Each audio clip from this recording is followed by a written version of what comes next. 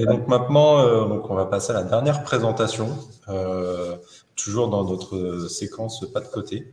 Donc avec Éric Mauvière, qui est qui nous accompagne dans l'animation du groupe de travail. Donc je vais te laisser te présenter, Éric, et puis alors, prends ton temps, prends tes 4 minutes et tes 5 minutes de questions. On va peut-être dépasser les 16 heures, mais c'est pas grave, prends ton temps. Merci Julien, et bonjour à toutes et à tous. Vous m'entendez bien? Oui, c'est bon. Oui, c'est bon. Voilà, donc je suis Éric Mauvière, je suis statisticien à l'origine. J'ai travaillé à l'INSEE quelques années comme chargé d'études et responsable de publication. Puis j'ai développé une application cartographique qui s'appelle GeoClip.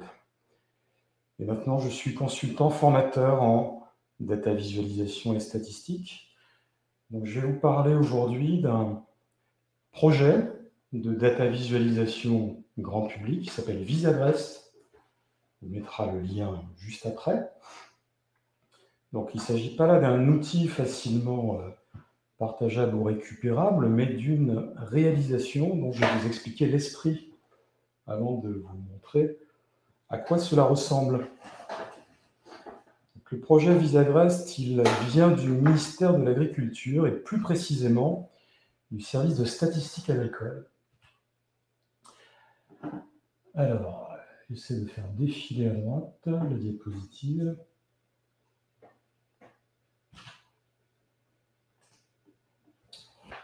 Ok, donc le service de statistique agricole a récemment mené à bien le recensement agricole, une grosse opération qui a lieu tous les 10 ans.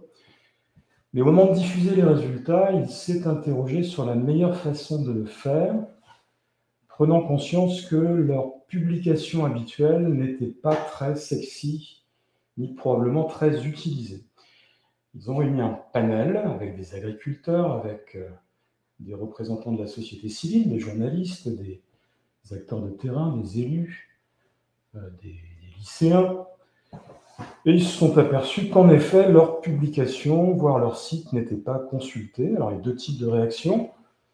Les enquêtés eux-mêmes, donc les agriculteurs, agricultrices, qui souvent doutent que leurs données servent à quoi que ce soit et peuvent perdre de la motivation à répondre.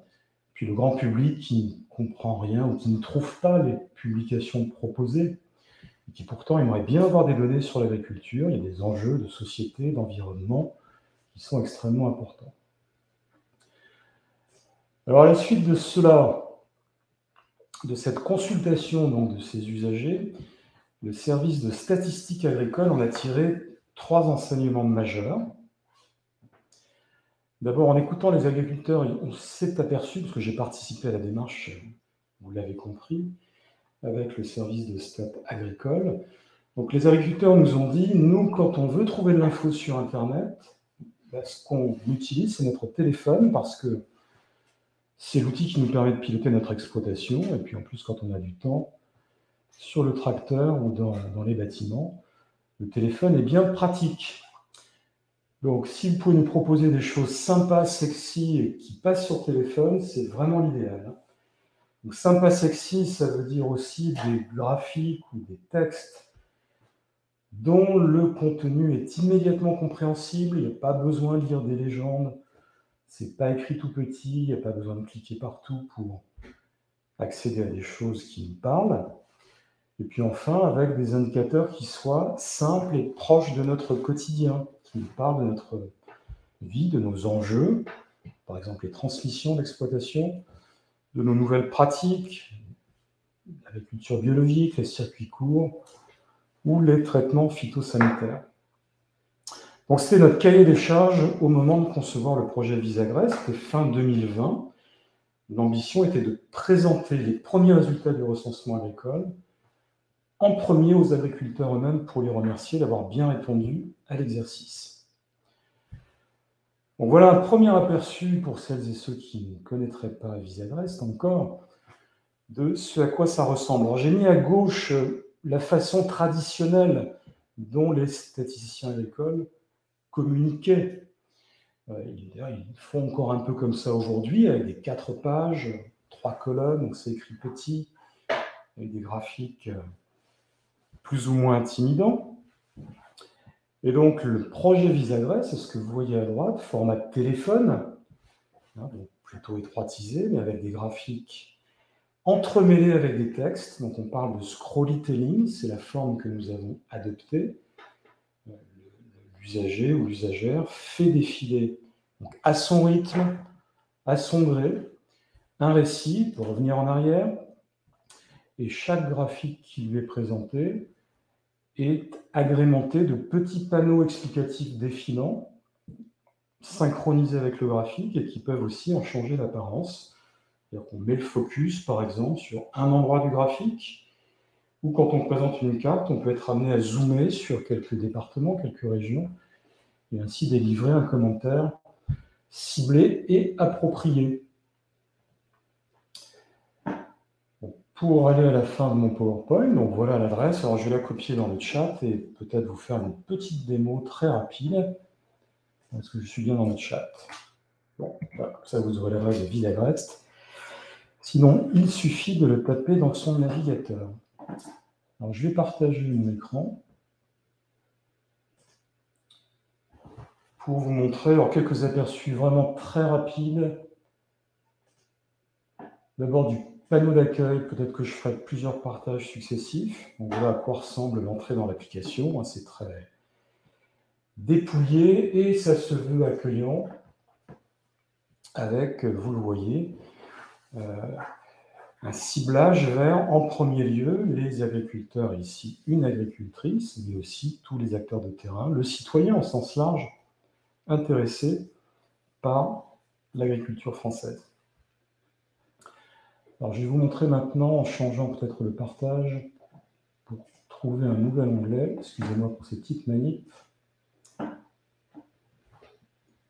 On va peut-être prendre le deuxième, avec un petit exemple ici de défilement. Donc, je vous ai parlé de scrollytelling, c'est le terme anglais. Scrolly, ça veut dire scroll défilé, et telling, c'est en même temps que ça défile, on raconte une histoire en entremêlant une forme graphique simple et des petits panneaux explicatifs. Donc là, j'ai une pyramide des âges qui présente la population agricole, les hommes et les femmes. C'est une population plutôt vieillissante, donc il y a de vrais enjeux de transmission d'exploitation. D'ailleurs, souvent, les exploitations ne sont pas transmises, elles sont rachetées par d'autres, enfin, elles ne sont pas transmises en tout cas par des proches de l'exploitant. Donc, si je fais défiler, alors sur mon téléphone, c'est évidemment avec le doigt, sinon c'est à la souris.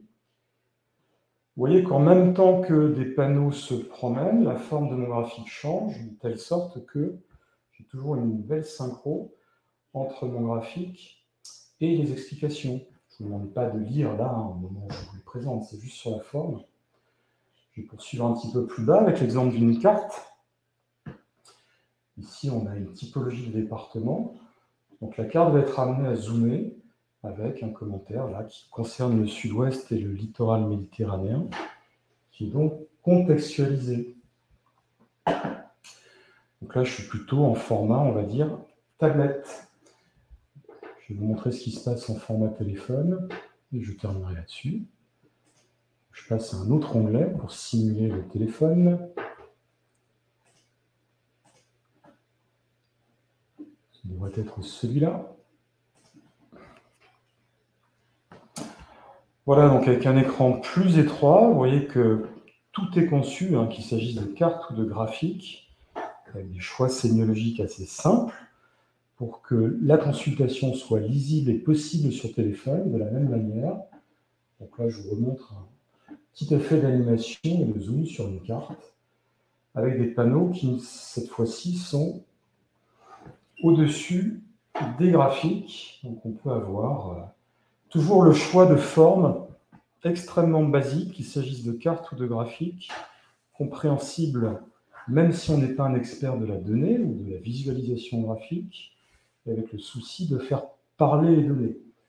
Là, on montre ce qui se passe dans les Vosges, où le nombre de fermes a beaucoup diminué ces 10 dernières années, mais on constate avec ce petit graphique que cette baisse, elle est bien plus ancienne. Donc, depuis 50 ans, on a quasiment divisé par 10 le nombre de fermes dans les Vosges, et ces graphiques sont, par construction et par objectif, les plus éloquents possibles.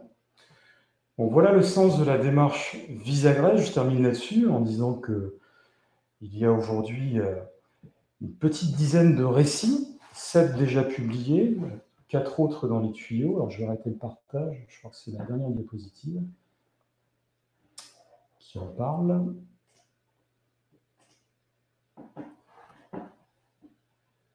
Voilà, donc si on peut revenir, mais peut-être qu'on y est, sur le diaporama. Donc, oui, alors c'est pas celui-là, c'est celui d'avant. Merci.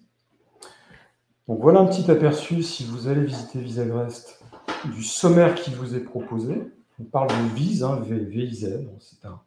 Chaque vise est un récit, ça prend 3-4 minutes à parcourir et à lire. Encore une fois, ça se veut compréhensible par tout le monde, quel que soit son degré d'expertise et de connaissance de l'agriculture. Donc même si on ne connaît pas l'agriculture, mais qu'on a envie de la découvrir, eh bien, j'espère que si c'est votre cas, vous trouverez plaisir à choisir les sujets qui vous parlent le plus. Il y a des sujets sur l'agriculture biologique, par exemple, sur les circuits courts, sur, ce sera bientôt publié, les traitements phytosanitaires, donc ça c'est intéressant et important, les pesticides, comment les pratiques évoluent, quels produits sont les plus traités ou les moins traités, comment la surface agricole est utilisée. On parlera aussi bientôt de l'aquaculture, les moules, les huîtres, les crustacés. Donc c'est une forme moderne que beaucoup de journaux emploient en ligne. Vous avez probablement déjà visité de tels récits défilants. Alors, il n'y a pas forcément d'outils, et en particulier d'outils libres, pour réaliser ça facilement. En l'occurrence, on travaille avec un prestataire français qui s'appelle Atoll, qui développe ça en JavaScript et en D3. Donc, il y a quand même des librairies libres qui existent pour implémenter de tels récits. Donc, un bon programmeur JavaScript ou D3 sera en mesure de mettre ça en musique. Mais ça demande, vous l'avez compris, ce sera ma conclusion, un important travail de scénarisation et une fine maîtrise de la sémiologie graphique, c'est-à-dire de l'art de faire parler les données. Et enfin, un certain talent rédactionnel, puisqu'il faut à la fois synthétiser les faits majeurs sur un sujet et s'exprimer dans un langage compréhensible de toutes et de tous, et aussi respectueux des gens dont on parle, c'est-à-dire ici des agriculteurs. On ne parle pas de personnes anonymes, distantes, mais d'humains qui ont de véritables enjeux à gérer, des stress à supporter. On parle aussi d'animaux, incidemment, de vaches, de volailles, de conditions de vie, d'environnement. Donc il y a tout un équilibre à trouver pour que cette forme soit efficace. Et mon sentiment personnel, puisque j'ai beaucoup écrit dans mon métier de statisticien et été aussi longtemps programmeur, c'est que c'est un énorme plaisir que de vérifier enfin que ce qu'on écrit ou que ce qu'on développe en tant que programmeur informatique est réellement utile, est réellement lu, apprécié et efficace. Je m'arrête là. Je répondrai volontiers à vos questions. Merci beaucoup, Eric. Et ben effectivement, alors déjà, on a quelqu'un qui a dit que c'était une super initiative de rendre accessibles les données au plus grand nombre dans un domaine où le numérique est étranger, ce qui est totalement vrai. Et on a 2 questions qui sont: est-ce que vous avez des stats de consultation de ces datavises et des retours d'utilisateurs? Les stats, je ne les ai pas forcément sous les yeux.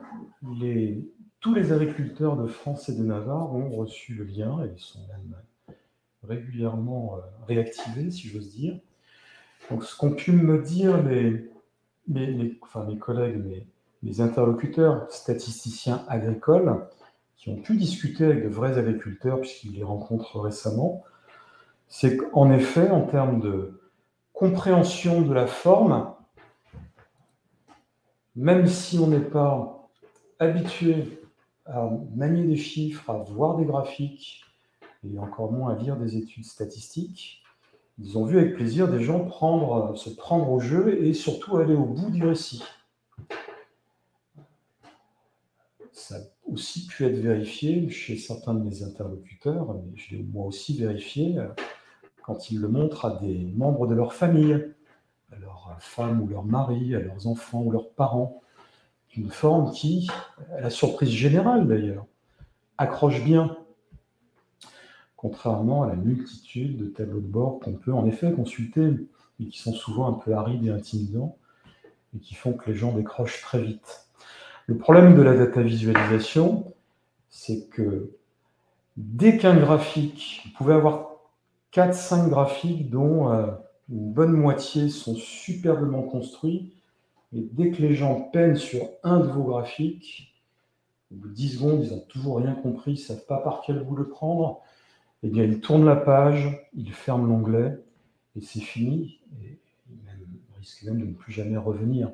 C'est extrêmement injuste, l'art de la data visualisation. Il faut vraiment se mettre à la portée des gens et faire en sorte que, en quelques secondes à peine, il y ait un premier niveau de lecture qui fonctionne. Ok. Est-ce qu'on peut choisir son territoire quand des données ciblées sont présentées? Alors oui, donc dans Visagrèce, je ne vous ai pas tout présenté, mais en page d'accueil, en fait, il y a 2 grandes entrées. Et ce que vous avez sous les yeux, donc c'est un menu, une petite dizaine de visualisations, donc de récits, en fait. Mais vous avez aussi, il y a une petite carte qui vous invite à choisir votre département, une série de cartes et de graphiques un peu systématiques qui vous présentent des chiffres un peu plus détaillés sur la zone qui vous intéresse. Alors la zone, c'est le département, c'est le plus fin qui est proposé là. J'ajoute enfin que toutes les données présentées sont téléchargeables en CSV. Tous les graphiques sont exportables en SVG, en PNG, et sont partageables sur les réseaux sociaux. Donc il y a aussi ce souci qui répond à une demande des agriculteurs dont un certain nombre sont des influenceurs aussi sur Twitter par exemple, ou sur Insta ou sur TikTok, et qui nous ont dit que si vraiment vous faites quelque chose de sympa, nous on aura envie de le partager, donc il faut qu'on puisse le faire facilement. On a fait cet effort, sous chaque graphique, il y a un lien de partage pour mettre en iframe ou pour relayer sur les réseaux. Puis pour celles ou ceux qui veulent refaire des graphiques, récupérer les données, eh bien on peut les récupérer en CSV, parfois sous forme de zip, rassemblant toutes les données d'un récit, de sorte qu'on soit vraiment dans une démarche de partage et de valeur ajoutée qui se poursuit. Ok. Et une dernière question, les commentaires selon les différentes zones géographiques ont-ils été préparés en amont ou sont-ils générés dynamiquement? Non, ils sont préparés en amont. Alors c'est moi qui travaille là-dessus avec mes interlocuteurs au service statistique. Là, c'est vraiment un travail rédigé sur la base de données qui sont posées, qu'on a donc le temps de filtrer, d'écrémer pour retenir ce qui est le plus intéressant. Parfois, le plus intéressant, c'est aussi le plus surprenant. Et on retient aussi ce qui nous permet de tisser une histoire, c'est-à-dire de mettre en place des enchaînements logiques, d'essayer de tenir en haleine la lectrice et le lecteur. Donc, ça n'est pas un tableau de bord où, en effet, le concepteur est face à la difficulté que les données vont bouger peut-être tous les jours, toutes les semaines ou tous les mois. Par conséquent, on ne peut pas, avec un tableau de bord dynamique, poser un commentaire qui sera valide tout le temps. Okay. Là, ce sont bien des données, un travail de chargé d'études qui est médiateur en tant qu'expert de la donnée, qui cherche à faire passer l'intelligence, la connaissance auprès d'un public le plus large possible. Ok. Et en fait, on a une autre question qui vient de se rajouter. Cette plateforme a-t-elle été intégralement développée par le ministère de l'Agriculture ou bien des intervenants extérieurs ont aussi travaillé sur le projet? Il y a 3 intervenants, donc le ministère lui-même, bien évidemment. Moi, en tant que consultant, j'ai participé à la phase amont avec des ateliers où on a fait parler des agriculteurs, etc. J'y reviens pas. C'est une phase de spec. Et maintenant, je rédige et je conçois des graphiques. Et puis, La société Atoll CD, qui est basée à Gevrey-Chambertin, donc en Bourgogne, à la fois héberge et développe ces récits interactifs. Tout ça est subventionné par France Relance et donc rentre dans le cadre général de ces projets de partage et de dynamisation de la connaissance et des territoires. Ok, bah merci beaucoup pour les réponses.